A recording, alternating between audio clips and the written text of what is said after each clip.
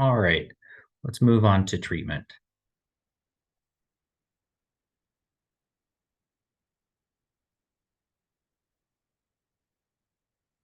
Some simple considerations first. There is enough evidence to support increasing exercise, healthy eating, and improved sleep can be important in helping treat depression. This is just as true for individuals with ID as it would be for neurotypical individuals. Simply going outside for a walk might be limited due to the individual's limited supervision in the community. They might need to be within some type of supervision. So this is an example that the challenge to increase these in some individuals with ID is that they are sometimes reliant on the other caregivers for access to these changes in lifestyles. I already mentioned kind of limited in choices with host homes because they're preparing a meal. Maybe that's the meal that's served, and maybe let's say that host home doesn't have a really healthy lifestyle, and then the individuals that live there probably don't have healthy lifestyles too, right? So if somebody also then has limited unsupervised time in the community and the doctor requests them to go for more walks in the community, or go to the gym or go swimming, those kinds of exercise activities, but the host home provider doesn't want to or is difficult making arrangements, then it's also going to be difficult for the individual to access those as well, right? So they're a lot of times pretty dependent on other services, other people to get them where they need to be. So that could be difficult for them to access those things. Medication for depression. The management of depression includes comprehensive assessment and diagnosis, followed by treatment by competent practitioners in either a psychological or pharmacological approach, or a combination of these. Antidepressants are commonly prescribed to people with ID, often in the absence of a diagnosis of depression and in the absence of robust evidence of their effectiveness, as people with ID are often excluded from medication trials. This is from the Handbook of Intellectual Disabilities. Again, just like other research articles and trials that we talked about before, it's not different for people with IDD to be excluded from medication trials, probably even more so. So there's not a great deal of study about medication effects with specifically the IDD population. So when using medication with a person with severe ID, it can be helpful to you to use a depression screening tool as a pre-test and post-test for those medication or treatment effectiveness. Here are some treatment considerations. Clinicians must try to learn the environment and the interactions of individuals with ID and try to establish a baseline for what typical behavior is without symptoms of depression. It is important to then compare these reports of behavior prior to the onset of symptoms so that they can track improvement or continued regression. Talking about cognitive behavior therapy, it was previously believed that people with ID could not engage in psychological therapy, with this assumption no longer applicable due to the increasing available therapies, including cognitive behavioral therapy. As CBT is one of the more well-studied approaches for use with depression, its use with individuals with IDD is not well-studied. There's a common theme there, right?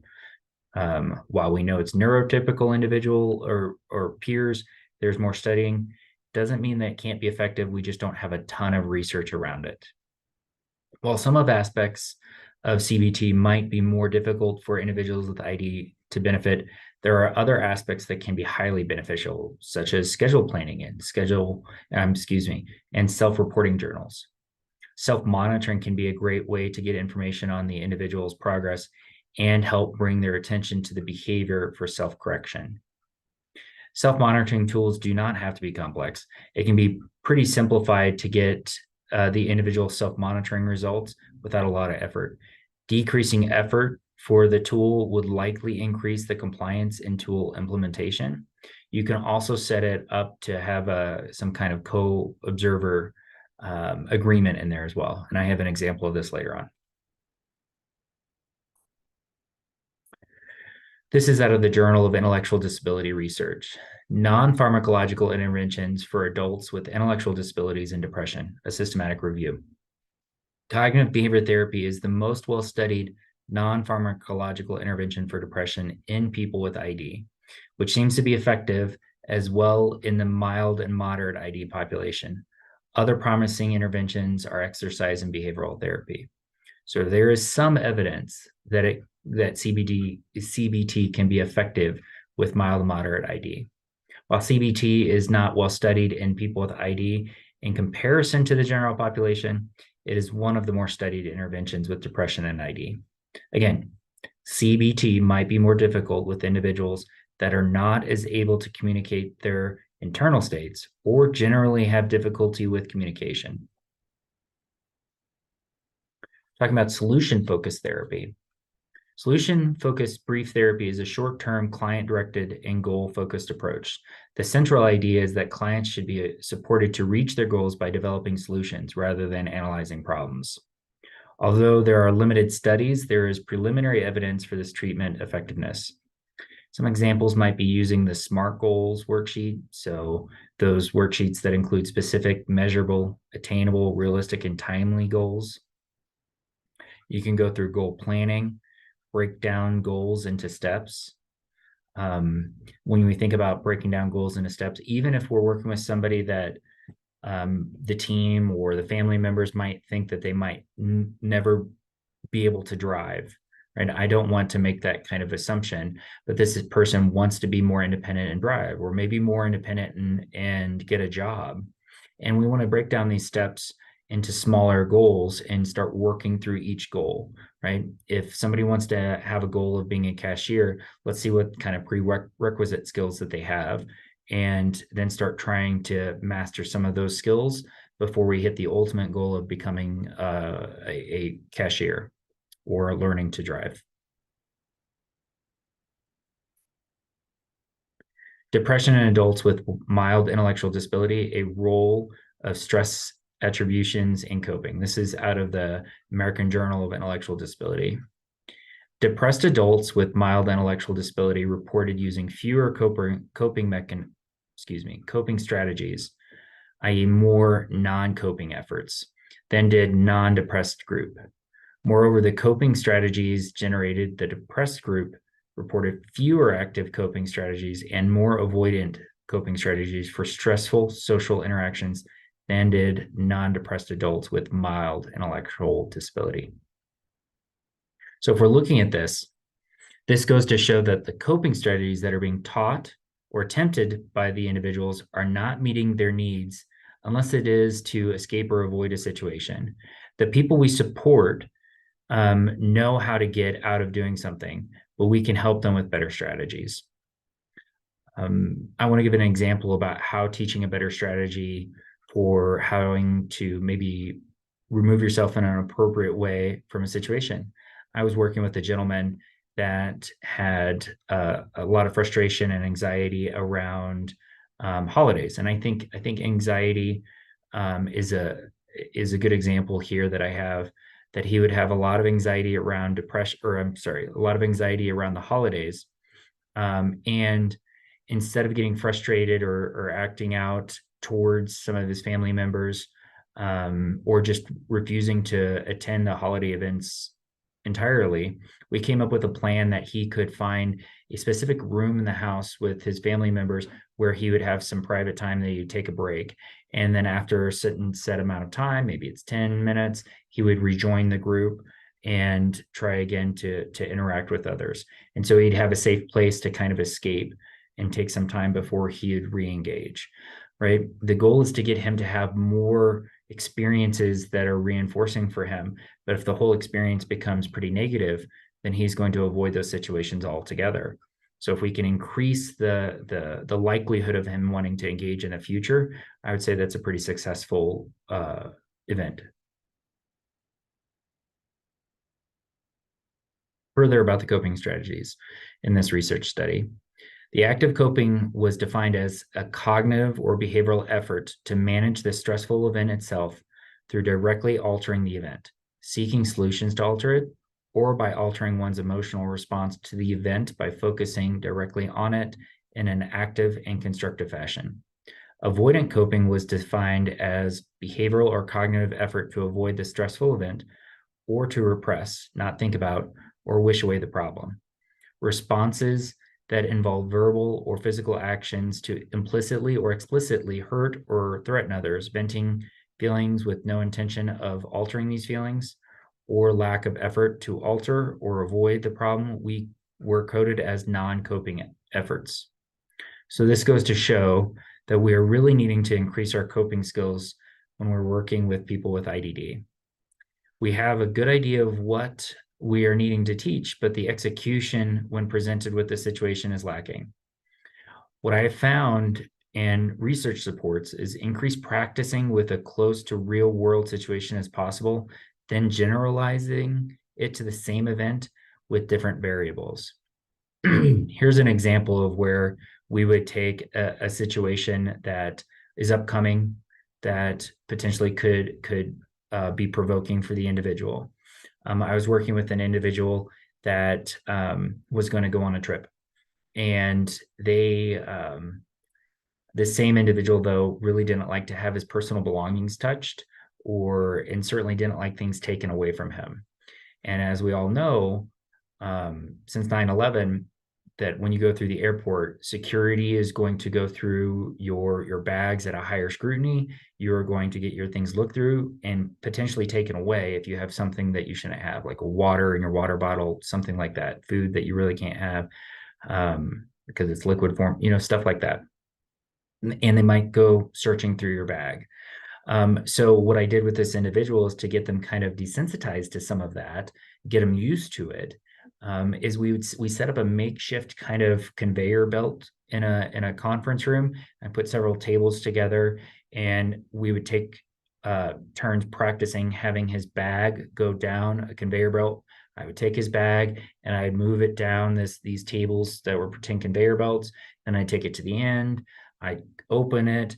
I'd look through it, and periodically we'd practice with a water bottle, and I would say, "You can't have this. We need to dump it out." And things like that. And it got him more and more accustomed to the fact that he might be in the presence of some stimuli that previously had been frustrating, and leads him more likely to success. Talking about applied behavior analysis, while applied behavior analysis does not typically address the internal states of depression, research around reducing behaviors, symptoms used to diagnose a depressive disorder have been successful. This is also known as indices of happiness and unhappiness. Research has shown that indices of happiness and unhappiness can be changed through environmental manipulations, as well as across activities and environments, and can be used to make clinical decisions. So let me talk a little bit about an example around what appeared like depression for an individual that I was working with in trying to increase happiness with some novel experiences. So I was called to work with this individual at a day program. This individual was engaging in what they thought was more depressive behavior, but was also actively engaging in aggression and property destruction, so disruptive behavior, and really kind of refusing to cooperate with the schedule, their activities of the day. What we found out was that when she was there was somebody that she really didn't really like, and she would target this person by getting up and hitting them. And she wasn't very great at communicating, so she really wasn't telling us what was bothering her. So it took a bit of trying to figure it out. While in the process of trying to complete an assessment for this person, the day program decided to give their notice because they felt like they couldn't support this person anymore. And they transitioned to a new day program with new people and new activities. And since she had been at the previous day program for quite some time, many years, what we discovered was this exposure to new activities and new items, people around her, and activities that for her to engage in we saw the behavior really kind of decrease. That she really liked these novel experiences, and it really just increased her chances of exposure to something new. So what looked like depressive behavior was really just the fact that she didn't have access to something new or novel, or some kind of stimuli that really could increase her enjoyment of those activities. So it looked like depression, but it probably wasn't, if we have identified that correctly. So we saw those behaviors kind of drop off, and she ended up being able to be pretty successful in that new environment. And in a way that we tried to anticipate this from happening again in the future, we suggested really trying to switch the groups that she was a part of within this day program more frequently, so that she would have more opportunity for novel experiences. Talking a little bit about, and I know this is covered by some of the other sections, but talking a little bit about ABA and coping. So as described in some of the other trainings, the functions of behavior can help determine how to address a coping strategy for a given situation. When we're thinking about the 5 functions of behavior, the first 3 that are socially reinforcing behavior: attention, escape, avoidance, and tangible. And the other 2 that are automatically reinforced behavior: sensory stimulating behavior and pain attenuation. If we're thinking about the top 3, attention, escape, avoidance, and tangible, and coping, we want to try to identify what's going on for this person and what are they trying to get with their behaviors. Is their behavior potentially depression related? Is there ways that we can work on that? Are they're potentially motivated by attention, escape, or tangible? If we can identify which function of behavior that's motivating them, then we can come up with a coping strategy. And that coping strategy might simply be asking to talk to somebody privately, taking a walk with someone, or like from a previous example, finding identified space that you can take a break.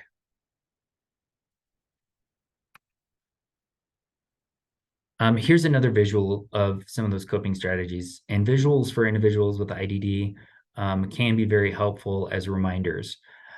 So some calming choices. We want to identify those actual behaviors someone can engage in while frustrated or depressed. So think about what's available to them in environment, what are available to them typically. You might want to think of something like progressive muscle relaxation, and I think that's mentioned later on too in other presentations. But something that can be done with the person in most environments that they don't have to worry about taking with them. I think we can all agree that there's too much of an emphasis on things like fidget spinners and fidget devices. Not that they don't have a great use in a lot of areas, but I don't think every 5th grader in America needs a fidget spinner. So if we take that into consideration, if somebody actually does need some kind of fidget device or some kind of device to focus on, you want to think about that a little bit too, because what if they forget it? Are they going to be completely without the ability to calm themselves when they're depressed or frustrated? That should be in consideration, because if they forget it, you're going to be without that tool that they need. So maybe try to find things that they have readily access just about anywhere. And you also want to do some practice scenarios for those different situations. What can they use in those different situations?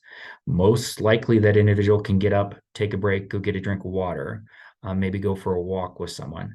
Listening to music is usually readily available. I mean, in every car, there's music available. And taking deep breaths, using some muscle relaxation, some kind of stretching, wall pushes. All of those things are activities that somebody can engage in to help them have some more calming behavior.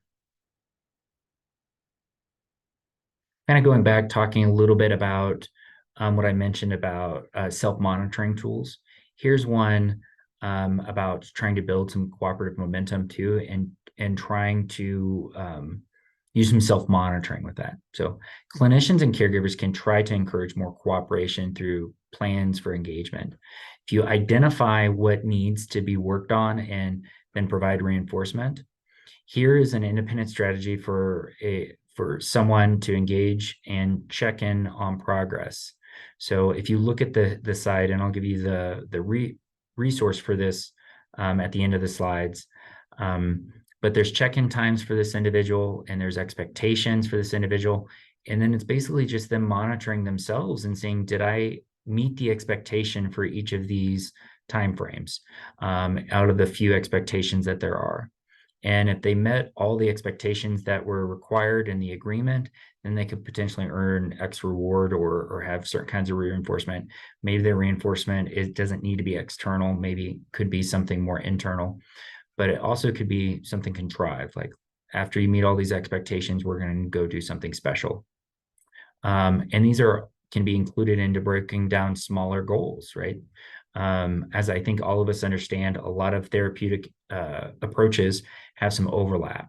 So this is an overlap with CBT, SMART goals, ACT, as well as ABA. So this resource is actually from a newer book called ABA Visualized. ABA Visualized is a guidebook. It teaches how to prevent and manage challenging behaviors and how to support learners in building new skills using step-by-step visuals and approachable language. It is geared toward younger learners, but the graphics are wonderful in this book and trying to provide a visual understanding. This here is an example of how to improve a specific student's behavior by giving frequent reminders of expectations and feedback with the evidence-based check-in, check-out strategy.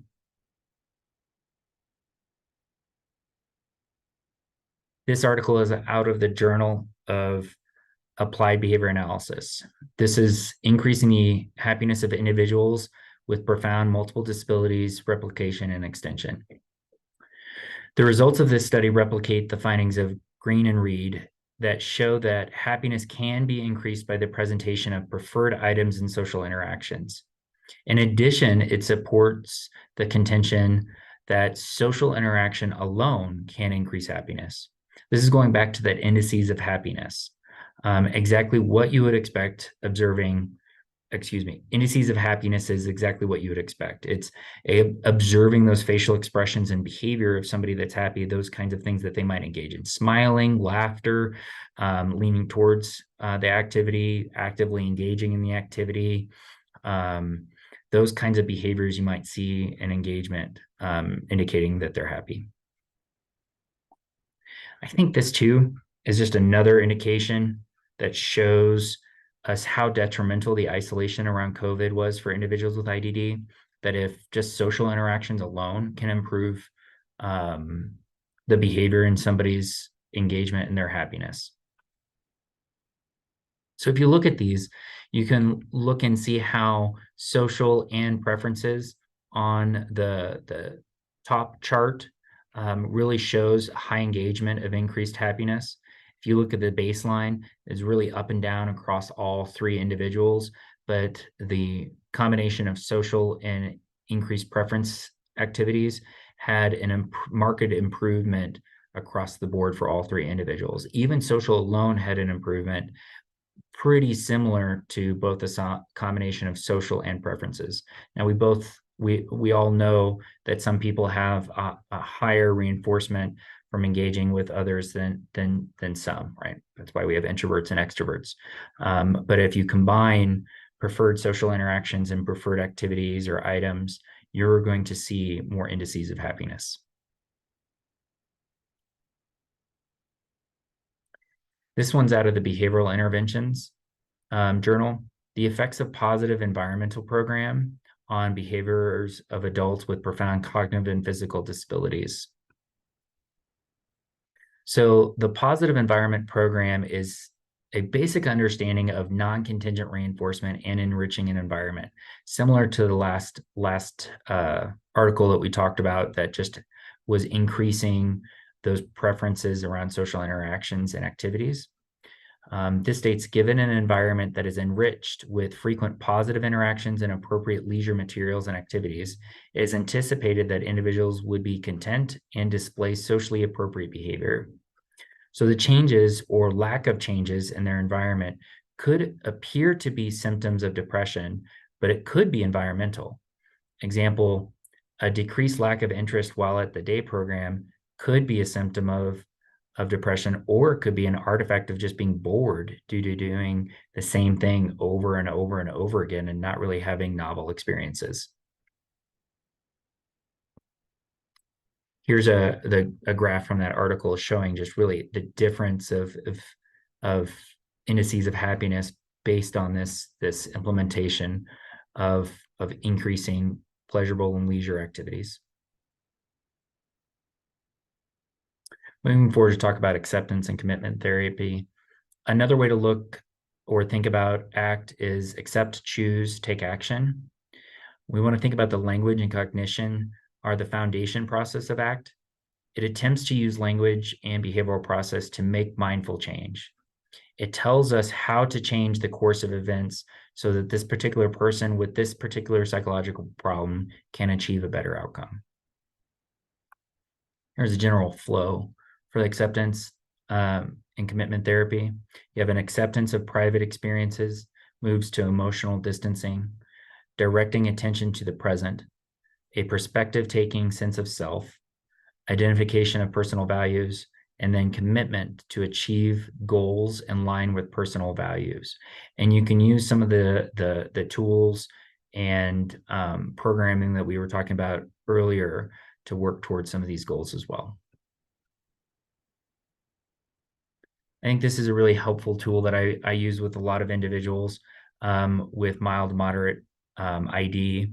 This is going back to some of the other topics from some of the other presentations around antecedent behavior and consequences, the ABCs of behavior. So if we think about the antecedents, the triggering events in the environment and the behavior in question, as well as what happens after the fact, whether it's from people or the consequences of that behavior. I think this is a good tool to use with people so they have a little better idea of how their behavior is triggered, things for them to look out for, and the behavior in question, and then how does it affect themselves and other people. So if we were filling this out with someone, and they can do it on their own, you can use this as homework, but then you could also collect these data sheets and try to start together kind of predictive data on the potential antecedents for those behaviors and also the consequences, what might be feeding into those behaviors as well.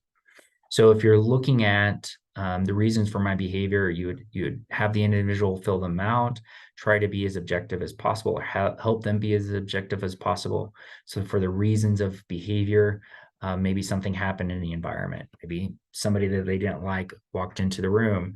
Maybe an activity was canceled that they're really looking forward to. Maybe they were asked to do some chores at the house. Whatever event it was that occurred that triggered the behavior in question. Talk about the behavior in question, what it actually looked like, and then talk about the consequences of their behavior. Excuse me, how did that make them feel? How does that behavior affect others? And then what are other consequences? It could go as high up as that it could have legal implications if somebody's engaging in dangerous behavior towards others. Sometimes referred to as ABC sheets, these outline those antecedents and behavior and consequences for the incidents. So you might see tracking forms that have these kind of more spelled out, but these are more teaching. This is more of a teaching tool to help somebody understand the way that the world and the way that they interact with the world and their environment impacts them and they impact others. Talking a little bit about behavior contracts, and this would be the end. So creating a contract can be helpful when someone is engaging in challenging behavior or trying to learn a new skill. Here's a relatively new resource and book. It's called Let's Make a Contract. And it's a great how-to guide to go step by step on making contracts. These are geared towards more kids, but there's a lot of useful information that can be used for the IDD population as well.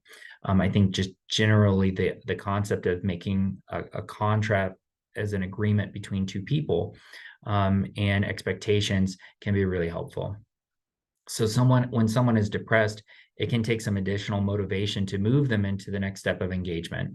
Contract can help establish a person-centered reinforcement plan. So Let's Make a Contract does a really good job of offering how families and clinicians can create a type of behavior or social contract with someone. To help families create contracts as collaborative process, this making of contracts offers an innovative combination of how-to text for parents and illustrated stories for those individuals.